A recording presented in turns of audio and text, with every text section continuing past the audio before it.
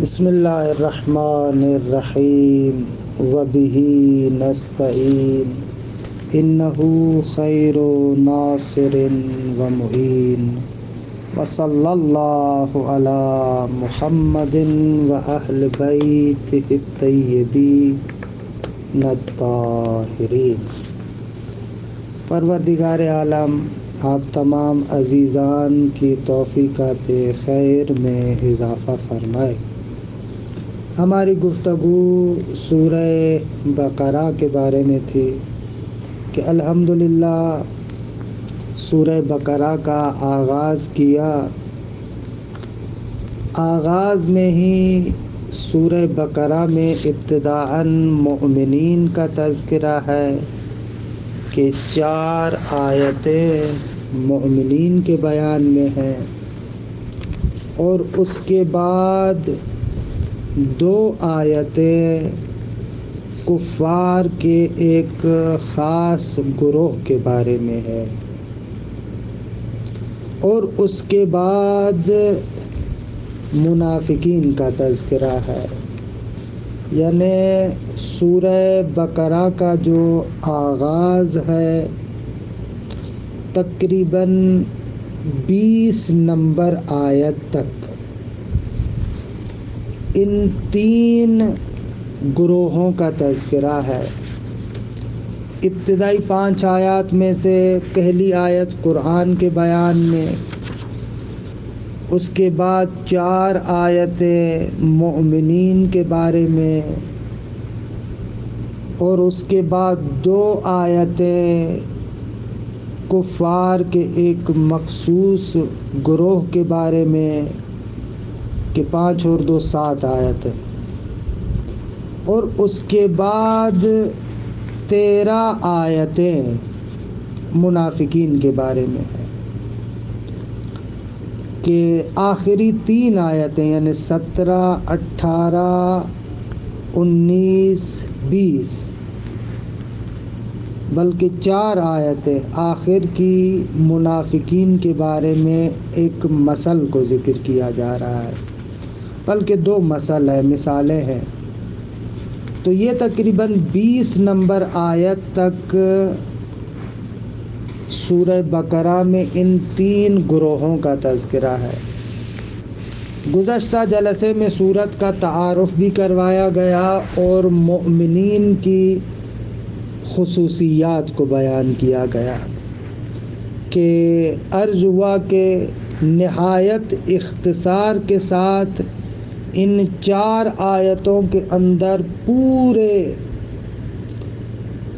ایمانیات اور عملیات کی بنیادوں کو ذکر کیا گیا، کن کن چیزوں پر ایمان لانا ہے اور کن کن چیزوں پر عمل کرنا ہے، اس کی بنیاد کو ان آیات کے اندر ذکر کیا گیا۔ اچھا، یہاں پر بہت سارے بلاغی نکات بھی ہیں کہ ان کی طرف ہم بہت ہی اختصار سے اشارہ کر رہے ہیں۔ مثلاً ایک نقطہ جو خوبصورت نقطہ ہے اور جو بلیغ تفسیریں ہیں جیسے تفسیر کشاف، اس کے اندر بھی اشارہ ہے کہ لا ریب فیہ، یہاں پر آپ دیکھ رہے ہیں کہ ریب کو ظرف پر مقدم کیا گیا ہے، یعنی نہیں کہا گیا لا فیہ ریب، نہ، کہتے ہیں کہ اس کا سبب یہ ہے کہ اگر فی کو ریب پر مقدم کرتے تو حصر کا فائدہ ہوتا، اور مقصود یہ ہوتا کہ اس قرآن میں کوئی شک نہیں ہے، اس کے علاوہ دوسری کتابوں میں شک ہے۔ اگر ہم حصر کا فائدہ لیتے تو یہ مطلب ہوتا فقط اسی کے اندر ریب نہیں ہے، بقایا الحمدللہ دوسری کتابوں میں ریب ہے۔ جیسے قرآن میں ہے نا، جہاں پر جنتی شراب کا تذکرہ ہے وہاں پر ہے لا فیہا غول، اس جنتی شراب کے اندر ہی مستی نہیں ہے، باقی اس کے علاوہ جو تمہارا دنیاوی شراب ہے اس کے اندر مستی ہے، انسان بے ہوش ہوتا ہے، انسان اپنے ہوش و حواس کھو دیتا ہے، وہاں پر یہ مقصود ہے، لہذا وہاں پر کہا لا فیہا غولون، فقط اس شراب جنتی میں یہ مستی نہیں ہے۔ یہ تعریض ہے اس بات پر کہ دنیاوی شراب میں ایسے ہے،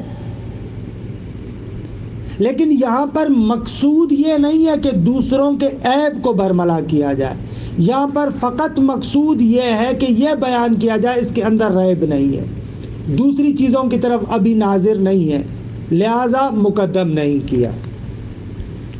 یہ وہ بلاغی نکات ہیں کہ جن کو خوبصورت طریقے سے سمجھا جا سکتا ہے۔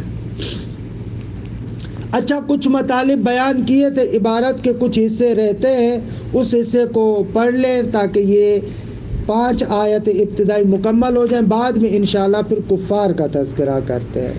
دیکھیں یہاں تک پہنچے تھے، الذین یؤمنون بالغیب وَيُقِيمُونَ الصَّلَاةَ وَمِمَّا رَزَقْنَاهُمْ يُنْفِقُونَ۔ اگر الذین کو آپ مبتدا قرار دیں، یؤمنون بالغیب موصول صلہ مبتدا، اور یہ بعد والے اس پر عطف ہو رہے ہیں، اس کو مبتدا بنائیں اور اولئک علی ھدی من ربہم کو خبر قرار دیں، یعنی وہ لوگ کہ جو غیب پر ایمان لاتے ہیں اور نماز قائم کرتے رہتے ہیں اور ہمارے دیے ہوئے رزق میں سے انفاق کرتے رہتے ہیں، اور وہ لوگ کہ جو ایمان رکھتے ہیں اس وحی پر جو تمہاری طرف نازل ہوئی اور اس وحی پر جو تم سے پہلوں پر نازل ہوئی، اور آخرت پر بھی یہی یقین رکھنے والے ہیں، یہ لوگ اولئک علی ھدی من ربہم، اس کی خبر ہے، یہی لوگ اپنے پروردگار کی جانب سے ہدایت پر ہیں۔ ایسے اگر آپ کریں تو یوں ہوگا، اس صورت میں اس کو کہا جائے گا جملہ استئنافیہ ہے، دیکھیں نا واو کے بغیر ہے، جملہ استئنافیہ ہے، للمتقین کے بعد والذین نہیں ہے، یہ جملہ استئنافیہ ہے۔ جملہ استئنافیہ یعنی کیا؟ یعنی گویا کہ کوئی سوال کر رہا ہے، ھدی للمتقین، یہ متقین کے لیے ہدایت ہے، بھئی متقی کون ہے، ان کی کیا خصوصیات ہیں، یہ گویا کہ سوال ہو رہا ہے۔ پھر اس کے جواب میں کہا جا رہا ہے الذین یؤمنون بالغیب ویقیمون الصلاۃ وکذا وکذا اولئک علی ھدی من ربہم، اس طریقے سے کریں تو یہ مطلب ہوگا جو ابھی آپ کے سامنے عرض کیا۔ اچھا، اب آتے ہیں آہستہ آہستہ تفسیر کی طرف کہ جو یہاں پر آغا شبر یہاں پر بیان فرماتے ہیں، الذین یؤمنون بالغیب، وہ افراد جو غیب پر ایمان رکھتے ہیں۔ یہ ترجمہ اس صورت میں ہے جب اس با کو بائے صلہ قرار دیا جائے، یعنی یؤمنون کے لیے مفعول بالواسطہ ہو، یعنی وہ افراد کہ جو غیب پر ایمان رکھتے ہیں، یہ ہو جائے گا اس صورت میں جب با کو آپ صلہ قرار دیں، مفعول بالواسطہ بنائیں۔ اگر آپ اس کو حال قرار دیں، یعنی آپ کہیں الذین یؤمنون، در حالی کہ وہ غائب ہیں، یعنی غیبت میں رہتے ہوئے ایمان رکھتے ہیں، ایسے بھی کیا جا سکتا ہے کہ بعض نے یوں بھی ترجمہ کیا ہے۔ اچھا، غیب کسے کہتے ہیں؟ کہتے ہیں غیب یعنی بما غاب عن حواسہم، غیب اس شے کو کہا جاتا ہے جو ان کے حواس سے غائب ہے، حواس خمسہ وہی، یعنی غیب اس شے کو کہا جاتا ہے جو ان کے حواس سے غائب ہے، حواس خمسہ، یعنی غیب اس شے کو کہا جاتا ہے جو ان کے حواس سے غائب ہے، حواس خمسہ، باصرہ دیکھنا، سامعہ سننا، ذائقہ چکھنا، شامہ سونگھنا، لامسہ لمس کرنا، چھونا، یہ حواس خمسہ ظاہرہ کہلاتے، 5 سینس جن کے ذریعے سے آپ محسوس کرتے ہیں۔ یہ لوگ ایسے ہیں جو غیب پر ایمان رکھتے ہیں، یعنی وہ چیزیں کہ جو ان کے حواس خمسہ سے سمجھ میں نہیں آتی لیکن اس پر ایمان رکھتے ہیں۔ یہاں سے پتہ چلا کہ معرفت کا طریقہ منحصر نہیں ہے ان حواس خمسہ کے اندر۔ بہت سارے لوگ کہتے ہیں کہ ہم اسی چیز کو مانیں گے جس کو ان حواس خمسہ کے ذریعے سے محسوس کریں، لیکن قرآنیات اور عقل سلیم اس کو بیان کرتی ہے کہ معرفت کا طریقہ منحصر نہیں ہے حواس ظاہرہ کے اندر۔ ایک معرفت کا بہترین طریقہ عقل انسانی ہے، ایک معرفت کا بہترین طریقہ قلب انسانی ہے، ایک معرفت کا بہترین طریقہ وحی الہی ہے۔ یہ طریقے ہیں کہ انشاءاللہ ان کی وضاحت میں اپنے مقام پر کروں گا۔ الذین یؤمنون بالغیب یعنی بما غاب عن حواسہم، جو چیز ان کے حواس سے غائب ہے، کیا؟ من معرفت صانع و صفاتہ، اللہ تبارک و تعالی کی معرفت، اس کے صفات کی معرفت، نبوت کی معرفت کہ وہی بھی ایسے ہی ہے، وقیام القائم، حضرت ولی عصر عجل اللہ تعالی فرجہ شریف کی غیبت اور اس کے قیام پر ایمان لانا، والرجعہ اور رجعت پر ایمان لانا کہ کسی مناسبت سے رجعت کے بارے میں گفتگو کریں گے۔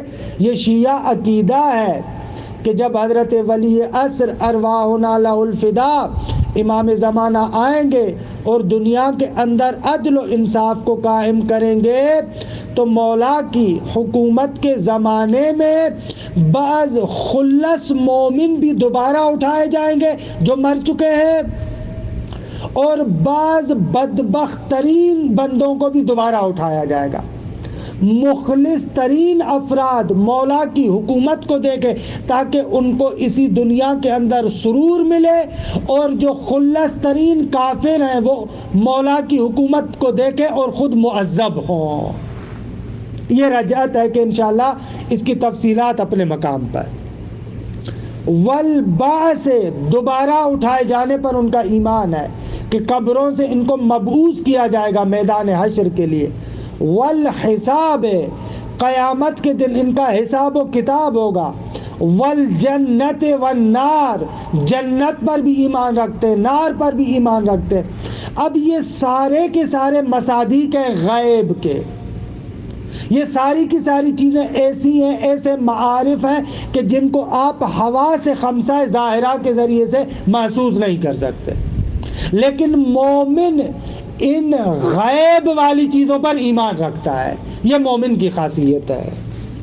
اور یہ مختلف جو مصادیق بیان کیے میں پہلے بھی عرض کر چکا ہوں، یہ غیب کا ایک مطلق اور عمومی معنی ہے جس کے یہ مصادیق ہیں، اور روایات آل محمد علیہ السلام میں بھی ان مصادیق کی طرف اشارہ ہے۔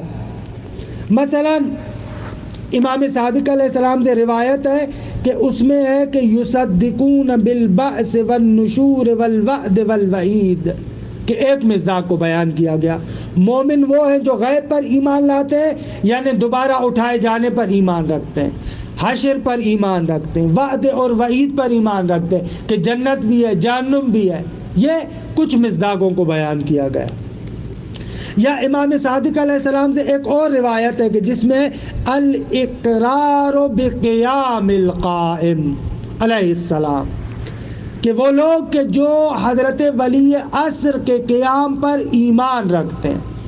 اب آیت منحصر نہیں کر رہی فقط اور فقط امام زمانہ کے قیام کے ساتھ، بلکہ آیت یہ بیان کر رہی ہے کہ غیب کا عام مفہوم ہے جس کا ایک مصداق حضرت ولی عصر ارواحنا لہ الفداء کی غیبت بھی ہے۔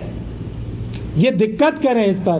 بہت سارے لوگ جو قرآن فہمی سے راجل ہیں، صحیح طریقے سے نہیں جانتے، ایک روایت کو دیکھتے ہیں اور اس روایت کے انداز کو نہیں سمجھتے، مخصوص کر دیتے ہیں کہ یؤمنون بالغیب، یعنی فقط حضرت ولی عصر کی غیبت پر ایمان لانا.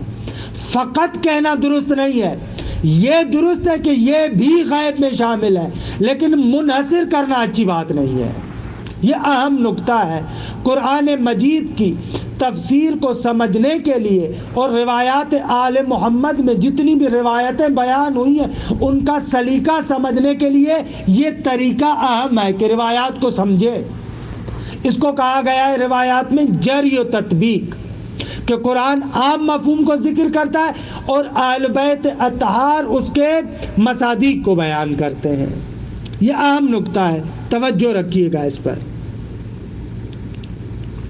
وَيُقِيمُونَ الصَّلَاةَ، اور نماز کو ٹھیک طریقے سے برپا کرتے ہیں. لیکن دو چیزیں ہیں. نماز پڑھنے کے لیے صلاۃ کا لفظ استعمال ہوتا ہے. یقیمون الصلاۃ یعنی نماز کو اقامہ کرتے ہیں، کھڑا کرتے ہیں. اقامہ صلاۃ یعنی کیا؟ اقامہ صلاۃ یعنی اس کو ٹھیک طریقے سے ادا کرنا. ٹھیک طریقے سے ادا کرنا یعنی کیا؟ یعنی جو اس کے اجزاء ہیں ان کو کامل طریقے سے انجام دینا، جو اس کے شرائط ہیں ان کو کامل طریقے سے انجام دینا، اس کے اوقات کی مراعات کرنا، اس کے تمام شرائط کا لحاظ کرنا. یہ اقامہ صلاۃ ہے. نماز کو صرف پڑھنا نہیں ہے، نماز کو قائم رکھنا ہے. اس نقطے کی طرف اشارہ کر رہے ہیں.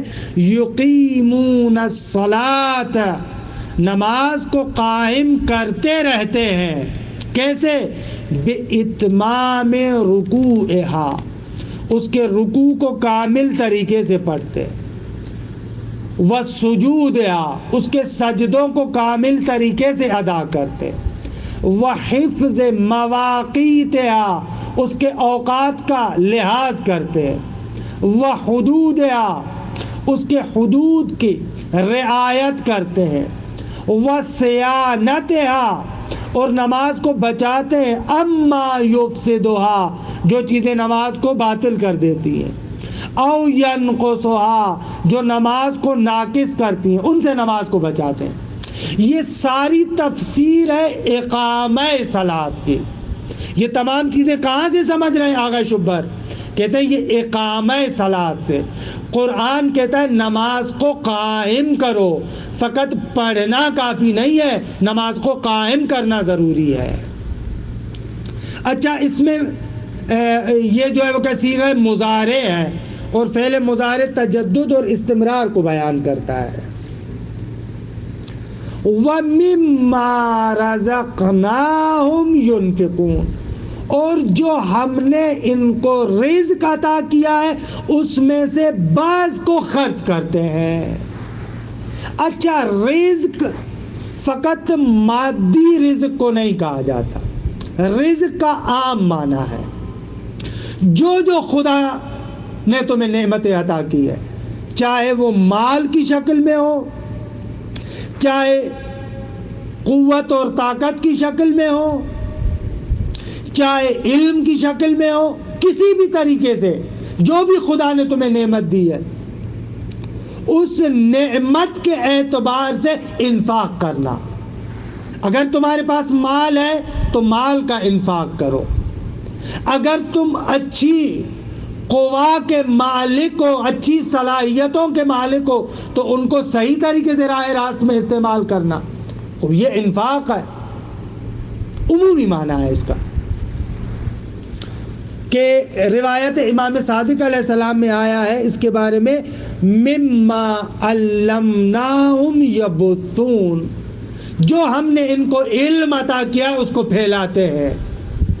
اب یہاں پر بھی وہی معنی ہے. رزق کے معنی کو فقط مخصوص نہیں کیا علم سے امام نے، بلکہ رزق کا عام معنی ہے، لیکن عام معنی میں عام طور پر لوگوں کا ذہن فوراً فقط مادی رزق کی طرف جاتا ہے، لہذا امام علیہ السلام نے رزق کے اس مصداق کو بیان کیا جس کی طرف آپ کا ذہن نہیں جاتا، ایسے بیان ہوا۔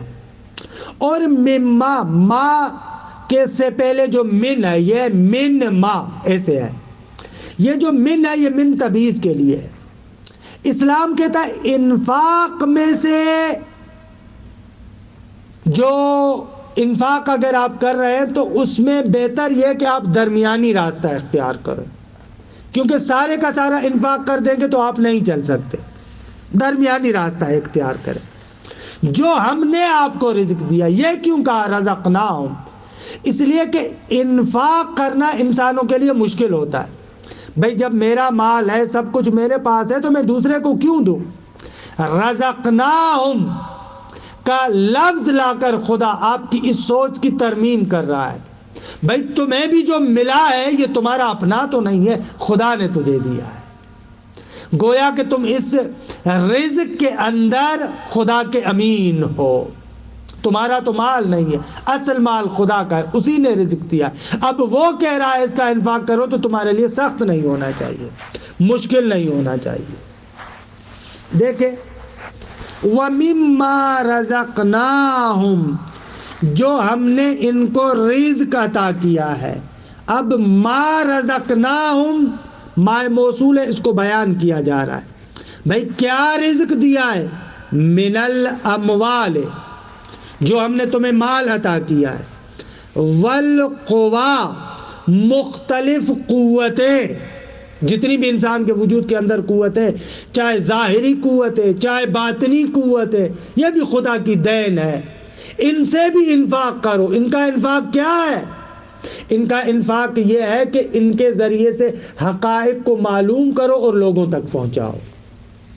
والابدان، یہ جو بدن ہے یہ بھی خدا کا رزق ہے جو خدا نے تمہیں عطا کیا ہے، اس کو بھی راہ خدا میں خرچ کرو۔ والجاہ، جو تمہیں تھوڑی بہت عزت ملی ہے وہ خدا کا رزق ہے، عزت بھی رزق ہے۔ والعلم، اگر تم عالم ہو جو تمہیں علم عطا ہوا ہے یہ بھی خدا کی جانب سے رزق ہے، اس کو بھی راہ خدا میں خرچ کرو۔ ينفقون کہ فعل مضارع، انفاق کرتے رہتے ہیں، خرچ کرتے رہتے ہیں۔ کوئی بندہ اگر ان اوصاف کو، ان کمالات کو ایک مرتبہ انجام دے تو کافی نہیں ہے، بلکہ ينفقون کہتا ہے کہ خرچ کرتے رہتے ہیں۔ والذین یؤمنون بما انزل الیک، اور وہ لوگ کہ جو ایمان رکھتے ہیں بما، اس شے پر کہ انزل الیک، جو تمہاری طرف نازل کی گئی ہے۔ کیا؟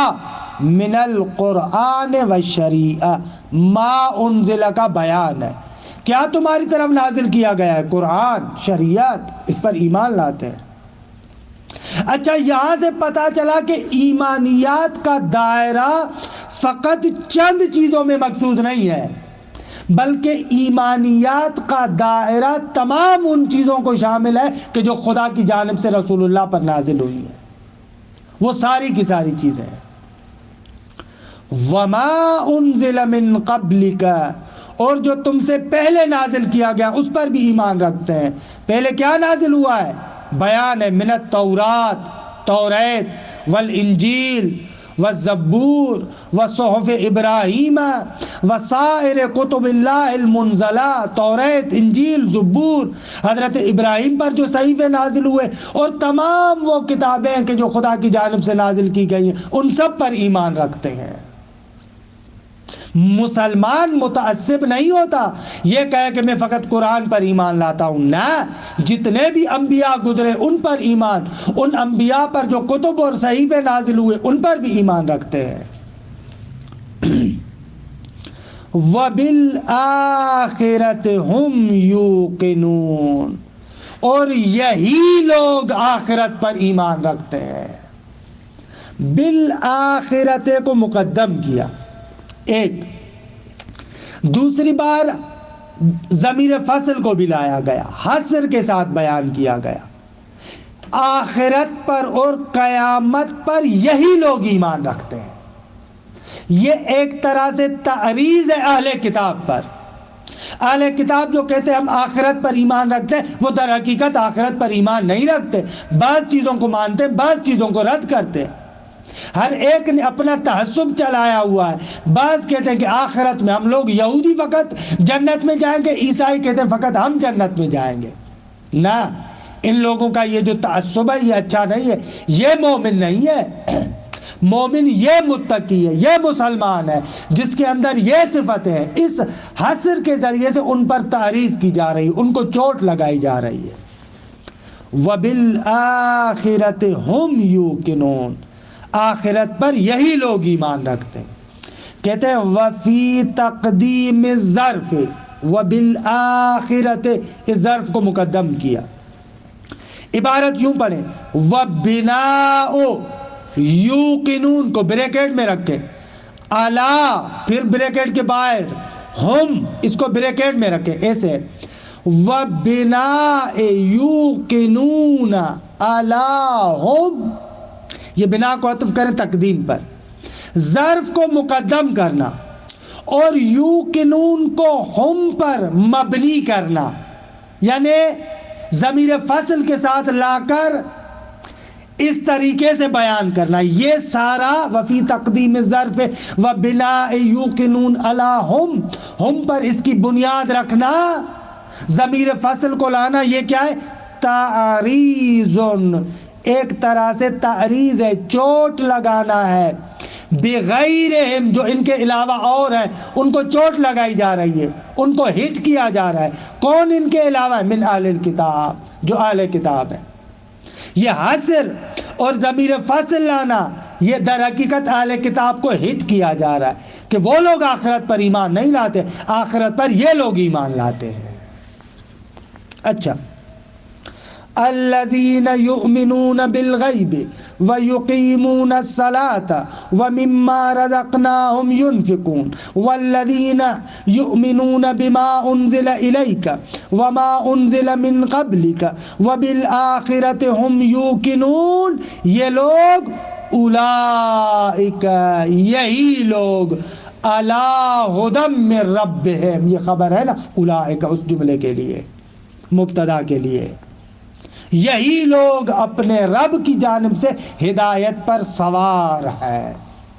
ہدایت یعنی علی بیان، ان کے پاس روشن ہے، بیان ہے، وصواب، حقیقت ہے، وعلم، اور ان کے پاس علم ہے، کس چیز کا؟ بما امرہم بہ، کہ جس شے کا خدا نے ان کو امر کیا ہے۔ یہی لوگ ہیں حقیقت میں جو ان تمام چیزوں پر ایمان لاتے ہیں اور علم ہے ان کو ان حقائق کا کہ جن حقائق کا خدا نے ان کو امر کیا ہوا ہے۔ وَأُولَئِكَ هُمُ الْمُفْلِحُونَ، اور یہی لوگ کامیاب ہے۔ اچھا، یہاں پر ایک تو اولئک کا تکرار ہوا اور حرف عاطفہ کو بھی لایا گیا تاکہ بیان کیا جائے یہ دونوں خصوصیتیں جداگانہ، علیحدہ علیحدہ ان کے لیے، خاص ہدایت بھی انہی کے لیے اور کامیابی بھی انہی کے لیے، اور یہ دو چیزیں علیحدہ ہیں اور دو انعام ہیں جو ان کو مل رہے ہیں۔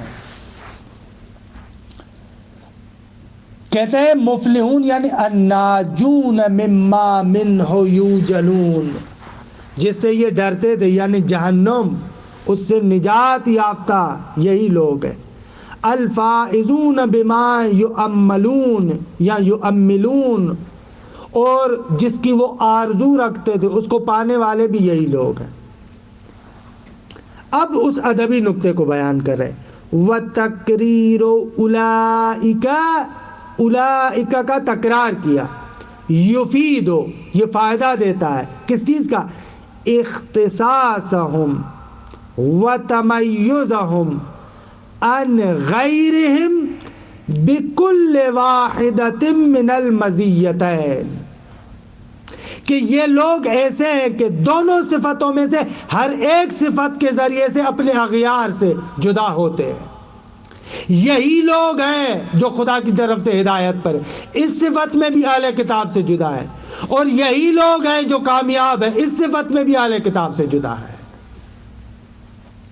وَأَدْخَلَ الْعَاطِفَ أُولَئِكَ عَلَىٰ هُدًى مِّن رَّبِّهِمْ وَأُولَئِكَ هُمُ الْمُفْلِحُونَ، واو عاطفہ کو داخل کیا، کیوں؟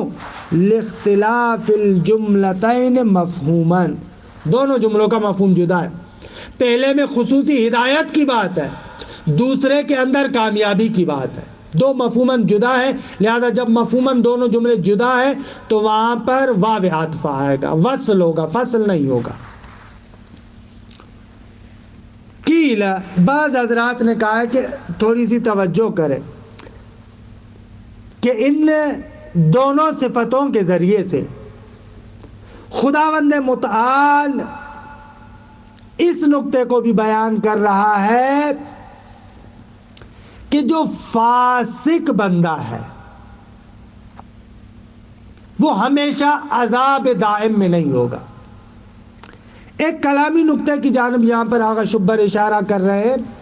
معتزلہ ایک فرقہ ہے کہ جس کے بارے میں ہم نے کلام کے مباحث میں تفصیل سے گفتگو کی ہے۔ ان لوگوں کے 5 اصول ہیں۔ پہلی اور دوسری اصل تو وہی ہے جو ہماری ہے، توحید اور عدل۔ تیسرا اصول ان کے پاس وعد و وعید ہے۔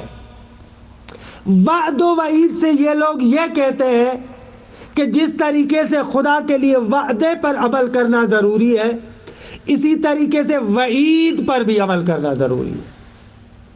یہ لوگ کہتے ہیں کہ خدا نے جن کے بارے میں کہا ہے کہ میں جہنم میں ڈالوں گا، حتماً ان کو جہنم میں ڈالے گا، یعنی وہاں پر بخشش نہیں ہوگی، مغفرت فقط توبہ کے ذریعے سے، اس کے علاوہ مغفرت نہیں ہے۔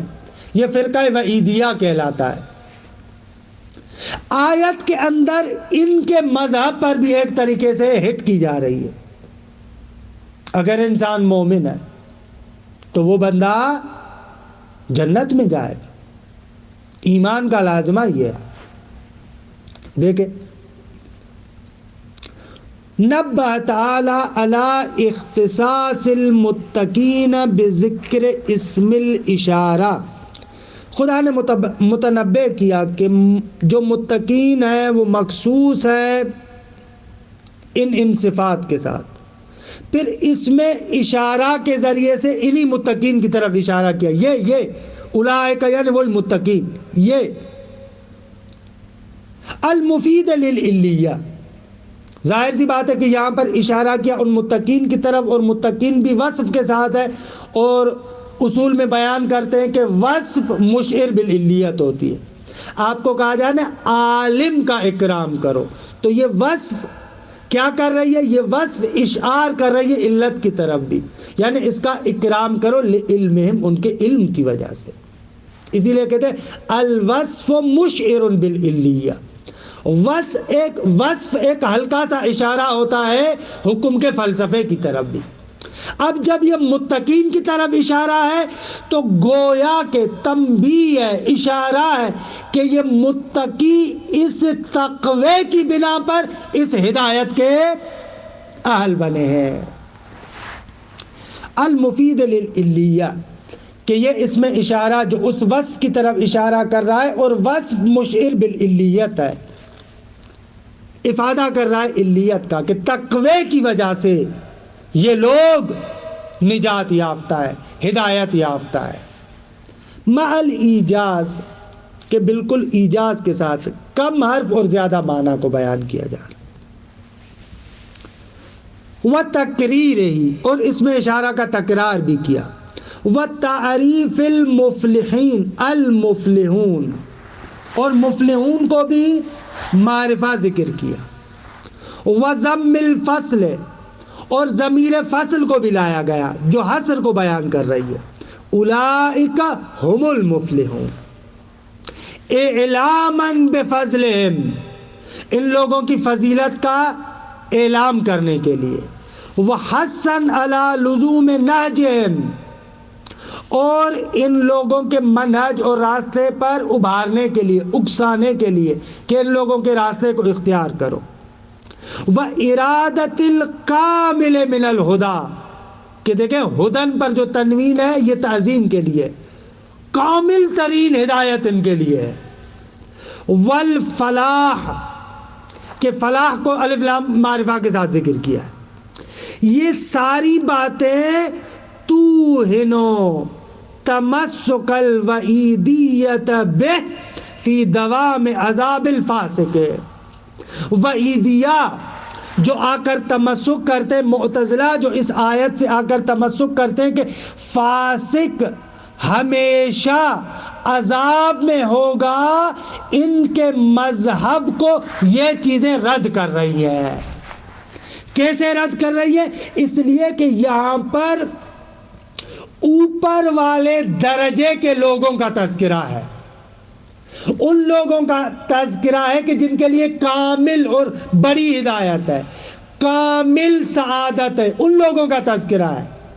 لیکن اس کا مقصد یہ نہیں ہے کہ اگر مومن فاسق ہے تو ممکن ہے کہ اس کو سعادت کا نچلا درجہ ملے، عذاب کے بعد تھوڑے بہت عذاب کے بعد ممکن ہے ان کو نجات مل جائے۔ یہ مطلب دقیق ہے، اس نقطے کی طرف اچھے طریقے سے توجہ کیجیے گا کہ یہاں پر معتزلہ کو رد کر رہے ہیں۔ معتزلہ نے اس آیہ کریمہ کے ذریعے سے یہ استدلال کیا کہ پس اگر مومن فاسق ہوگا تو ہمیشہ جہنم میں۔ ہم کہتے ہیں نا، اگر ایمان کے ساتھ اس دنیا سے گیا ہے تو یہ بندہ اپنے گناہوں کی وجہ سے یا قبر کے اندر یا حشر کے اندر یا اگر بہت زیادہ گناہ گار ہے تو کچھ عرصہ جہنم میں، لیکن بالآخر اس کا ایمان اس کو جنت میں لے کر جائے گا۔ یہ تمام مسلمانوں کا عقیدہ ہے، ان معتزلہ کے علاوہ۔ معتزلہ کے علاوہ کہتے ہیں اگر مومن بن کے اس دنیا سے گیا ہے بالآخر یہ بندہ جنت میں جائے گا، لیکن یہ معتزلہ کہتے ہیں اگر فاسق ہے، گناہگار ہے تو ہمیشہ جہنم میں ہوگا، اور استدلال اس آیت کے ذریعے سے کر رہا ہے۔ ہم کہہ رہے ہیں ان آیات سے ان کا استدلال غلط ہے۔ یہاں پر تذکرہ ان متقین کا ہے، اس ہدایت کا ہے، اس فلاح کا ہے جو اعلی ترین درجے کی ہے، لیکن اس کا مقصد یہ نہیں ہے کہ جو مومن فاسق ہے ممکن عذاب کے بعد نچلے درجے میں ہو۔ مگر جنت کا ایک درجہ ہے کیا؟ ہدایت کا کوئی ایک درجہ ہے کیا؟ یہاں پر بڑے درجے کی بات ہو رہی ہے، لیکن نچلے درجے میں مومن فاسق بھی جا سکتا ہے۔ یہ اس صفحے کے کچھ مطالب جو آپ کے سامنے پیش ہوئے۔ انشاءاللہ کل سے ہم لوگ دوسرے گروہ کے بارے میں گفتگو کریں گے جو کفار ہیں۔ وصلی اللہ علی محمد و اہل بیتہ الطیبین الطاہرین۔